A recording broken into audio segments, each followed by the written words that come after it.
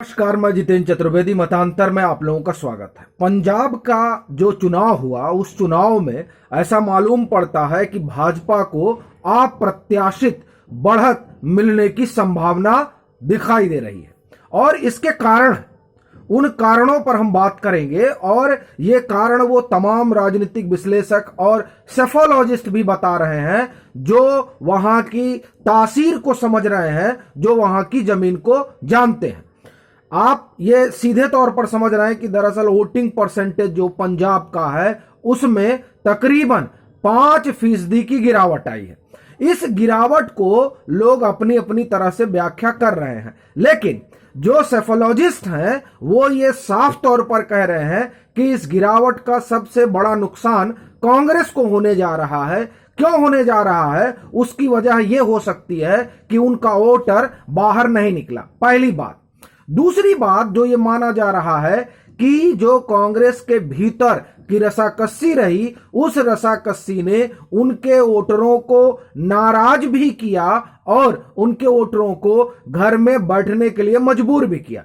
नाराज कैसे हुए? नाराज हुए जब देखिए कैप्टन के जाने के बाद एक स्थिति बनी, जो एंटी इनकम्बेंसी वाली बात थी वो कैप्टन के जाने के बाद चली गई, लेकिन उसके बाद जिस तरह का माहौल कांग्रेस के भीतर बना और खासकर सीएम के मामले में जिस तरह से सुनील जाखड़ ने खुले तौर पर कहा कि हमें 42 वोट मिले थे लेकिन हमें नहीं बनाया गया, तो एक तो वो सेंटीमेंट और वो कोर वोटर जो कांग्रेस के साथ लंबे समय से जुड़ा रहा, उसमें नाराजगी उपजी। दूसरी वजह हुई कि सीएम चन्नी और नवजोत सिंह सिद्धू के बीच की रसाकस्सी, इस रसाकस्सी ने खासा नुकसान पहुंचाया। ऐसी स्थिति में यह बात ठीक है कि उन्होंने सीएम को, चन्नी को सीएम चेहरा बनाया, लेकिन सीएम चन्नी के चेहरा बनने के बाद जो फायदा होना था उससे ज्यादा नुकसान पार्टी के भीतर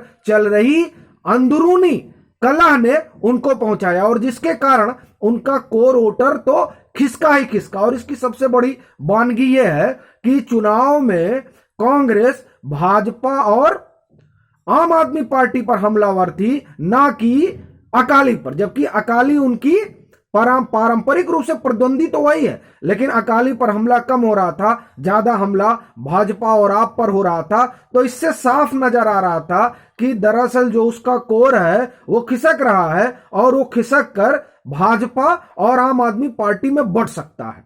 अब सवाल ये है कि ये जो बात कही जा रही है कि बटा या नहीं बटा, तो आम आदमी पार्टी में उतना बड़ा कोर वोटर का हिस्सा जाता नहीं दिख रहा है जितनी संभावना जताई जा रही है। उसकी बड़ी वजह तो यही है कि जिस तरीके से अंतिम दिनों में नाम आता है कुमार विश्वास का, जो एलिगेशन होता है वो, और फिर जो दीप सिद्धू का असामयिक निधन होता है, उस निधन के बाद उपजी सहानुभूति और जो वहां सिमरनजीत मान के पक्ष में जाती दिखाई देती है, क्योंकि वो आपको ध्यान है कि किस तरीके से उन्होंने झाड़ू और तलवार लेकर एक दीप सिद्धू ने एक अलग तरीके का माहौल बनाया था जिससे झाड़ू को बड़ा नुकसान होने की बात बताई जा रही है। और एक चीज, जो उनका अपना इलाका है दक्षिणी मालवा, वहां उस तरीके का टर्नआउट नहीं रहा, टर्नआउट वहां बढ़ना चाहिए था, इसका मतलब वो मोबिलाइज नहीं करा पाए।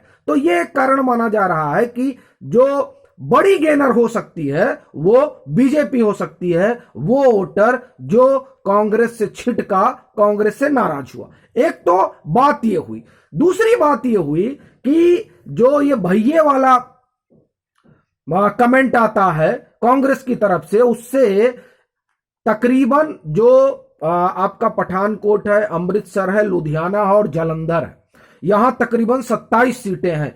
इन 27 सीटों पर माइग्रेटरी वर्ड, मतलब मेरे कहने का ये हुआ कि जो प्रवासी हैं और देश के अन्य हिस्सों के, वो यहां पर रहते हैं। इसे इन इलाकों को एक तरह से कहिए मिनी मुंबई कहा जाता है। ये एक कॉस्मोपॉलिटन सिटी है जहां पर हर तरह के लोग रहते हैं। इस आइडेंटिटी ने उन्हें आंदोलित किया और उनकी एक जो आइडेंटिटी है उस आइडेंटिटी से ये बाहरी वाली आइडेंटिटी मिल जाती है और इस कारण ये जो 27 सीटें हैं, इन 27 सीटों पर एक बड़ी संभावना भाजपा की दिखाई देती है।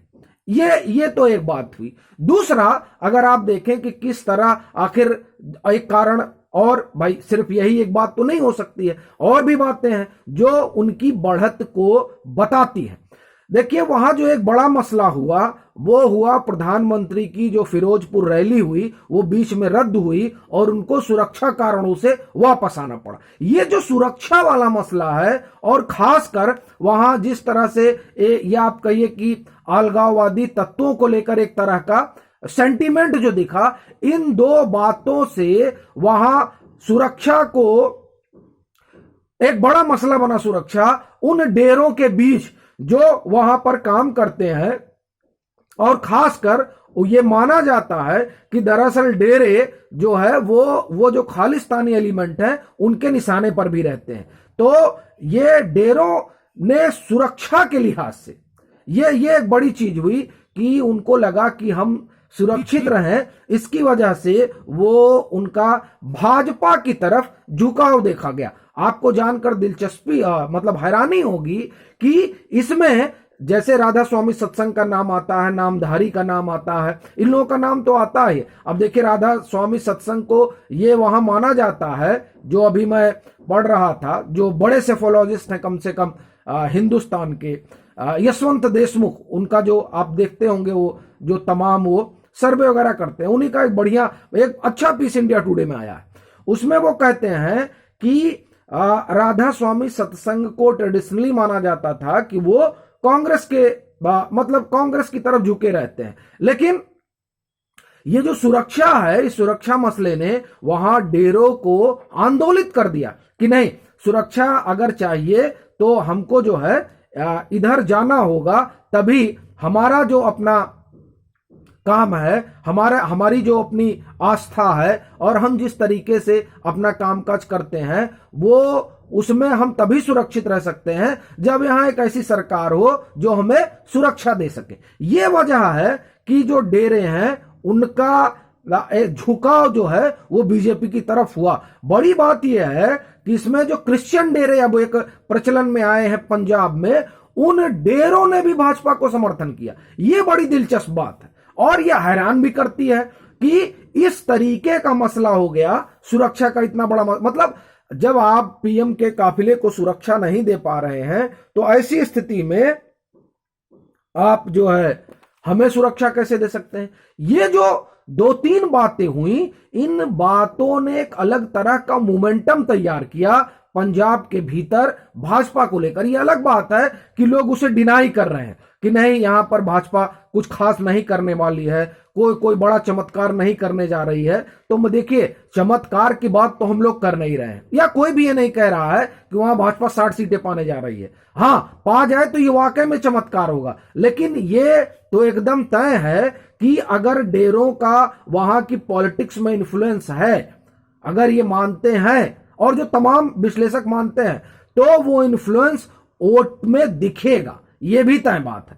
तो ऐसी स्थिति में वहां पर एक बड़ी संभावना भाजपा के लिए नजर आती है। हां, ये बात ठीक है कि त्रिशंकु की बात की जा रही है, और ये आप देखिए, ये चाहे वहां का शीर्ष नेतृत्व हो भाजपा का, या अकाली का शीर्ष नेतृत्व हो, या और भी जो विश्लेषक हैं वो ये मानते हैं कि ये जो वोटिंग परसेंटेज है, ये वोटिंग परसेंटेज उतनी चिंता का विषय नहीं है जितनी चिंता का विषय ये है कि वहां पर तमाम पार्टियां लड़ी और वो सब पार्टियां वोट जरूर काटी हैं, और इस वोट काटने की वजह से ये संभावना बलवती हो गई है कि वहां पर त्रिशंकु की स्थिति बन सकती है। और ऐसी दशा में यह भी माना जा रहा है कि एनडीए जो है वो नया और पुराना मिलकर सरकार बना सकता है, और इस संभावना से कोई विश्लेषक इनकार नहीं कर रहा है। उसकी बड़ी वजह यह है कि आपका वोटर वोकल है, भाजपा का वोटर वोकल है, लेकिन अकाली का वोटर खामोश है। अकाली के वोटर ने अपने पत्ते नहीं खोले हैं, और ये माना जा रहा है कि गांव में अकाली ने बहुत बेहतर किया है। वो गांव जो एक समय में किसान आंदोलन की जद में रहा, वहां पर अकाली अच्छा कर रही है, उसका अपना काडर है, इस वजह से उन्होंने अच्छा किया। और जो किसान पार्टियां बनी, उन्होंने असल में वोट जो खाया वो आम आदमी पार्टी का खाया, वो उन्होंने आम आदमी पार्टी का वोट खाया। उसके बाद में जो सिमरन मान जीत है, वो भी आपका ही वोट खा रहे हैं। फिर जो उनके ऊपर तमाम आरोप लगे, उसकी वजह से आपका वोट कटा। तो ये जो इतनी कटौती हुई, इस वजह से आप मतलब आप समझिए कि उसकी सीटें घट सकती हैं, या हो सकता है कि और कुछ अलग तरीके का परिदृश्य देखने को मिले। लेकिन जो भी परिस्थितियां हो, एक बात साफ तौर पर मानी जा रही है कि अप्रत्याशित बढ़त भाजपा को मिल सकती है। अभी के लिए फिलहाल इतना ही। अगर आप मतांतर से नहीं जुड़े हैं तो जुड़िए, वीडियो को लाइक कीजिए, शेयर कीजिए और अपने सुझाव जरूर साझा कीजिए।